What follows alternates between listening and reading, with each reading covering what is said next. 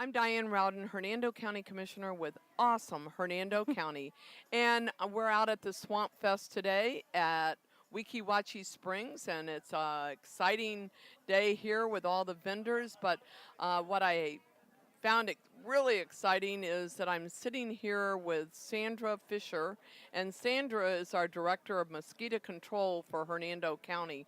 And Sandra is going to talk to us a little bit about how important it is for us to make sure that we control the mosquitoes and how we can do that. And we're going to talk about Zika virus, which is hot on our list, and also West Nile and other things but ways that we can control the mosquitoes. So, Sandra, I'd like you to introduce yourself and we can start talking right away about mosquitoes. That sounds good to me. It's my pleasure to be here with you today. I am the Mosquito Control Director, as you said, for Hernando County.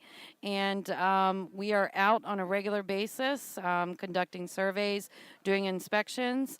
But I believe you had a couple of things that you wanted to ask about. Well, and I do because I found it really interesting talking to you because people think about mosquitoes and we kind of put them all into one category. A mosquito is a mosquito and it bites you. But my understanding is the Zika virus that's caused by these mosquitoes, it's a different type of mosquito and where it hatches. So we can talk a little bit and how important it is for people to listen and understand that and you'll explain this. So, smallest amount of water can breed these mosquitoes. So, go ahead, Sandra. That's correct. Many people don't know, as you mentioned, that there are different species of mosquitoes.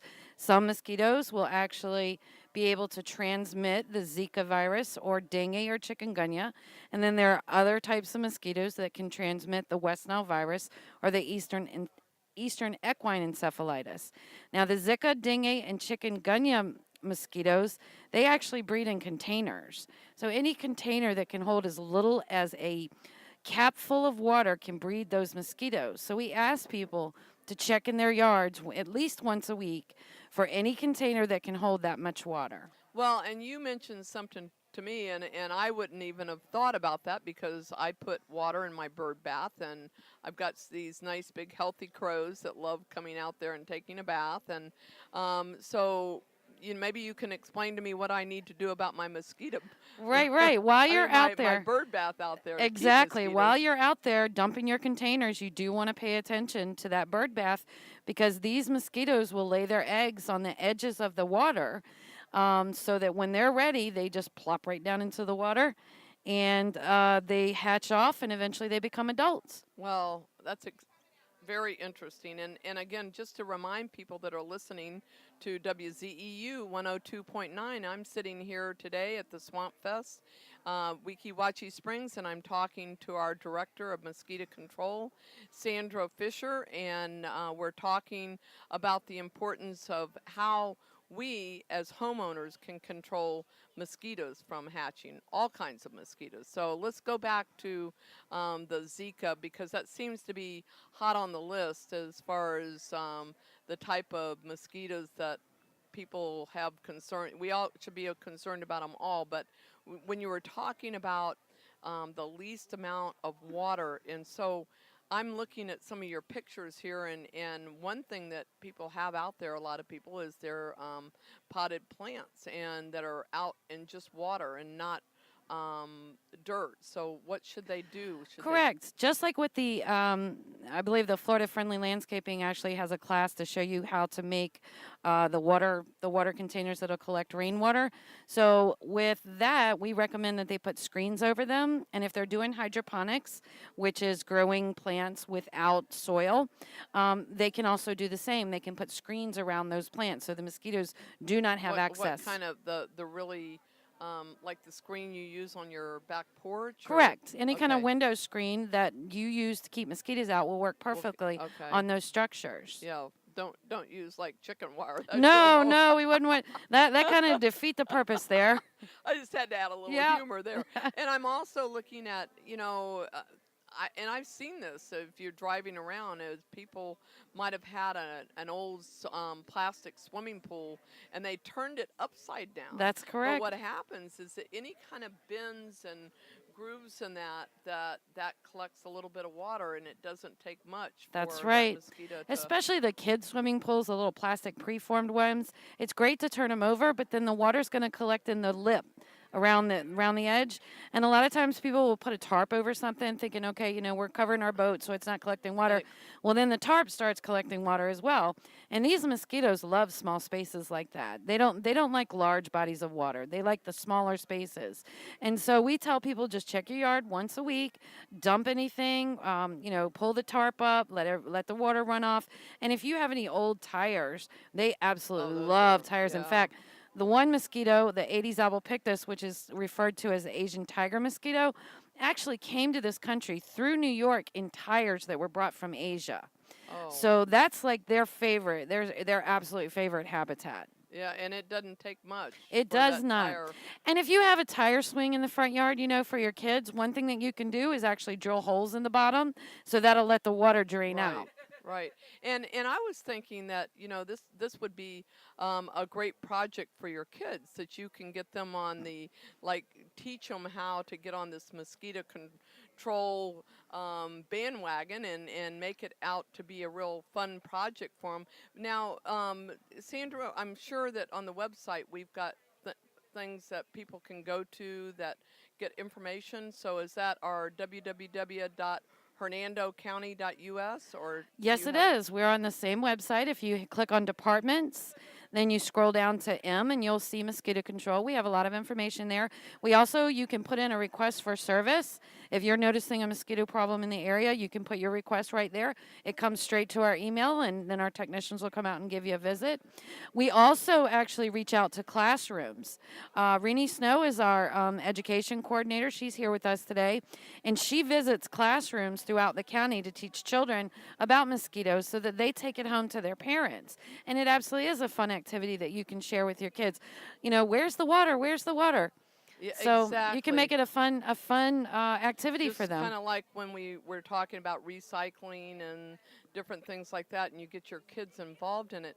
While we're talking about mosquito control, and one way that we can control mosquitoes biting us is to make sure that we use good mosquito repellent. So that's really important. I think that people should get in just on a habit of putting that on, and especially their kids. Are there certain ones that are better than the other ones, or? Well, it's based on your preference. We don't want to promote one product over another. It depends on whether you want to use something like DEET, a product that contains DEET, or there are other products on the market out there that say that they're all natural. There's a couple of other companies that make different types of repellents, and it really does depend on the user. Everybody has a different opinion on what works for them. But that's part of the 5 Ds that we promote, which includes to drain, of course, to wear DEET or Right. a repellent of your choice. Also to dress in light and loose clothing if you can, if it's not, 100 degrees outside. But then also try to avoid times around dusk and dawn, because dusk and dawn is kind of a shift change for these mosquitoes. The ones that are active during the day are going to be active right after sunrise and right before sunset. And the ones that are active at night are going to be active right after sunset and just before sunrise. So that's make why sure we you say wear your dusk and repellent. dawn. If you are- Absolutely. because we all love to go outside. Oh, sure. And especially when it's so hot during the day, and then the evening it starts cooling off, and you've got daylight savings time, which we have more daylight and more times for those mosquitoes to be out. That's right. And so, I know that we have a lot of pet owners, and people will give their animals the heartworm medication. So we can't take medication, but we can put that mosquito repellent That's on right. every day. That's so. right. The heartworm medication is great, and obviously the dog heartworm is transmitted by a mosquito, and so we want to make sure that we're protecting our pets, and that includes your outside cats too. Yes, cats? Absolutely. Cats can get heartworm as well. Oh, Yes. interesting, interesting. So, and I see over here, well, first of all, let me just remind people I'm sitting here with Sandra Fisher, and Sandra's our Director of Mosquito Control for Hernando County, and it's great having you here. You haven't been Thank here you. that It's long, so you're getting been kind a of pleasure. a real eye-opener with the Zika, but I also see this handsome-looking chicken over here, so maybe you can tell us what you do with these chickens and how, and they're not abused. These chickens are well fed and watered, but Right. what you do with the chickens. Well, this is our Sentinel Chicken program, and she is actually a retired chicken. She worked last season. So what we do with these chickens is they're an early warning sign for us, which hence, Sentinel chickens. And they basically alert us to the presence of West Nile virus or Eastern equine encephalitis, which are, as I mentioned, totally different mosquitoes carry those viruses.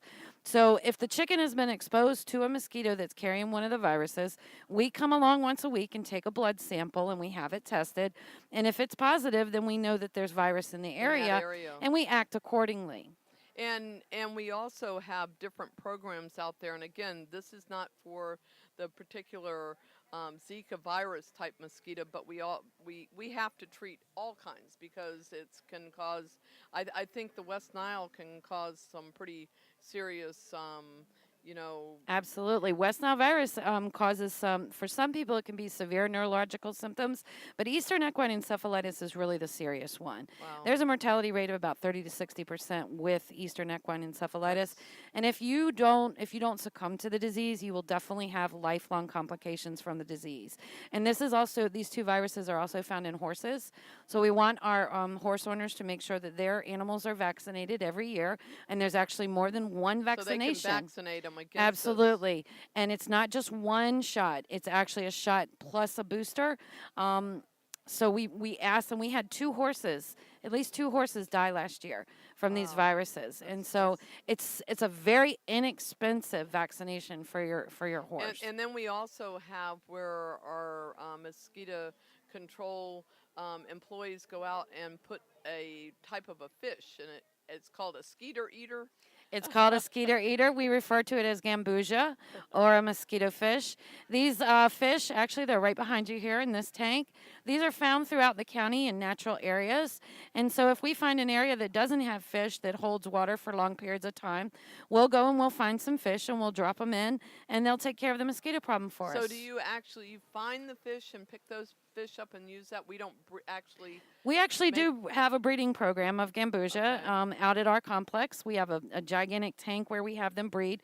It depends on where the technician is located in the county. Certainly, if they're out in Ridge Manor, they're not going to come back, to our location to get fish.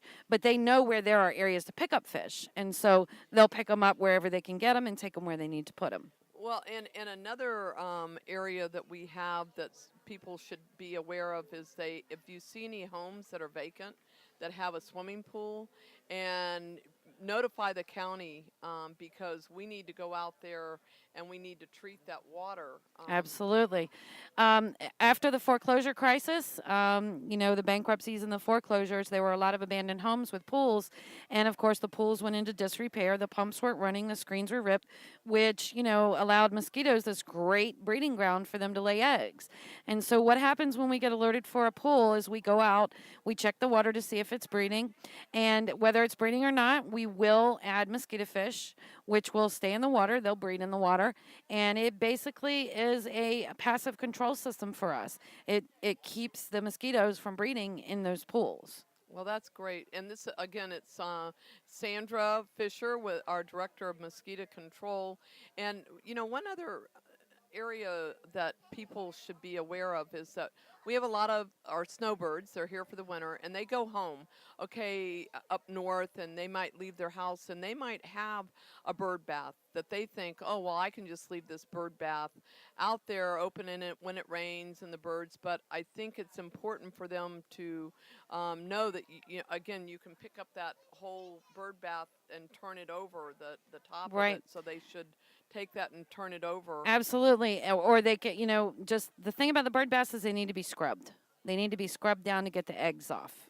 Okay. Or if they I'm want going to, home to do mine right if they away. want to dump them, if they want to set them sideways up against something, that'll work too, because then the eggs wouldn't have access to the water. Right, because people are gone for several months at a time. Absolutely. So, again, if you see that your neighbor's house is vacant and, they're your Correct. neighbors and friends, you might want to just go over there and help them by turning that Correct. bird bath over so Absolutely. you're not And we exposed do to ask that. people, a lot of times we'll come up on a location that may not have somebody there, they may be away.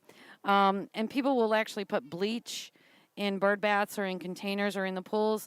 And we really wish that they wouldn't do that, because the wildlife in the area, Yeah. plus it's we not have good. dogs and cats, that may come along and start drinking the water.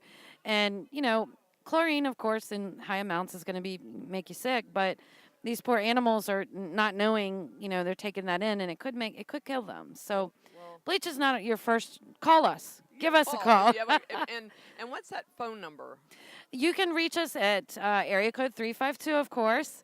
It's 650. I'm sorry. I can't. I always, 754. I'm sorry. Isn't it? 540 540. 6552. So that's Do that again. 352 540. 540 6552. I don't call myself. Well, I have to tell you, Sandra, this time went by really quick. It did. And what I plan on doing is coming back to you, because we're going to follow this up, because I think it's important for us to let our community know what they can do to help themselves and help their neighbors, and let's keep ourselves out of harm's way and keep those Absolutely. mosquitoes at bay. So Yes, and if anybody has a homeowners association or a civic group of some kind that wants us to come out and talk to the members of their community, we'd be more than happy to. We're going to be at Timber Pines on the 22nd, and I'll actually be coming to see you again on the 22nd to do a great. Zika presentation. Well, So great. anybody who has access to the county channel, they can watch the meeting live. Well, that's great. And again, this is Diane Rowden, Hernando County Commissioner with awesome Hernando County, and I've been talking to our Director of Mosquito Control, Sandra Fisher. Thank you, Sandra, for the time. Well, thank you so much. It was a pleasure.